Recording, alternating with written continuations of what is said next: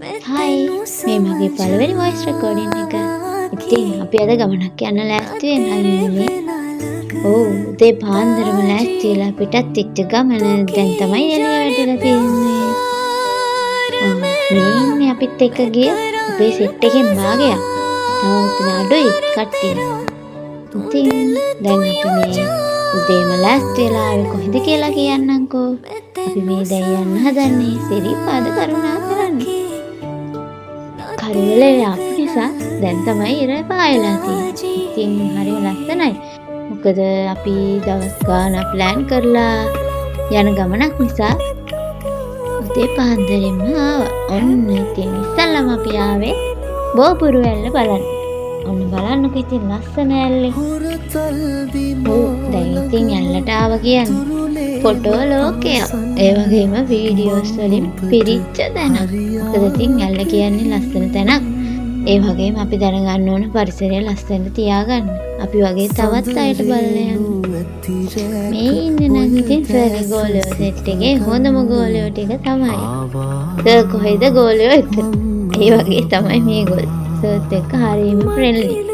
ඉතින් අපි ඔන්න ඔය විදිහට ඇවිල්ලා ලස්සන ෆොටෝස් ටිකක් අරගෙන වීඩියෝස් අරගෙන ඇල්ල බලලා ඊට පස්සේ නැවතත් ආයෙ ගමන ආරම්භ කරන්න තමයි සූදානම් වෙලා ඉන්නේ.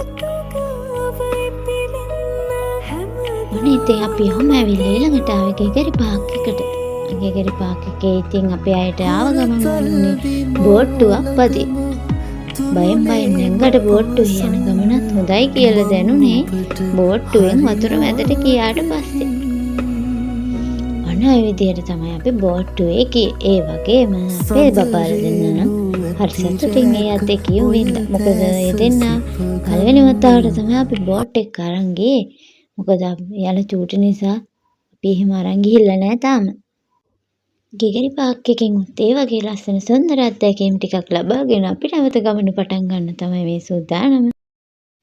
ඔව් ඔන්න ඉතින් ඔය විදිහට අපි ගෙගරි පාක් එකෙන් උත් පිටත් වෙලා දැන් යන්නේ සිරිපා කරුණා කරන්න. ඔව් හෙට සෙනසුරාදා නිසා අද සිකුරාදා රෑ තමයි අපි මේ නගින්න හදන්නේ. ඉතින් ඒ වගේම සෙනග ගොඩාක් පිරිච්ච තැනක්. අපි අපේ ආරක්ෂාව ගැන හිතන්න ඕනේ. ඉතින් අපි ලෑස්ති වෙලා ඉන්නේ සිරිපා කරුණා කරන්න.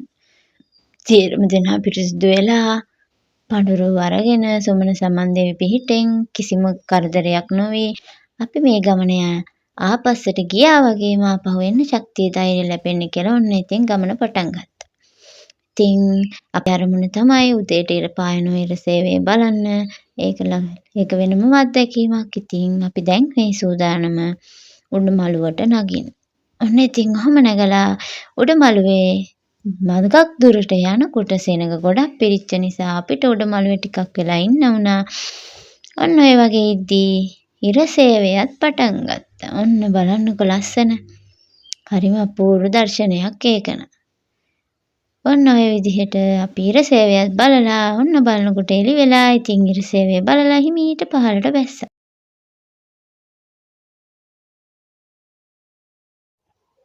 ඉතින් මගේ වීඩියෝ එක බලුවට ඔයගොල්ලන්ට ගොඩක් thank you.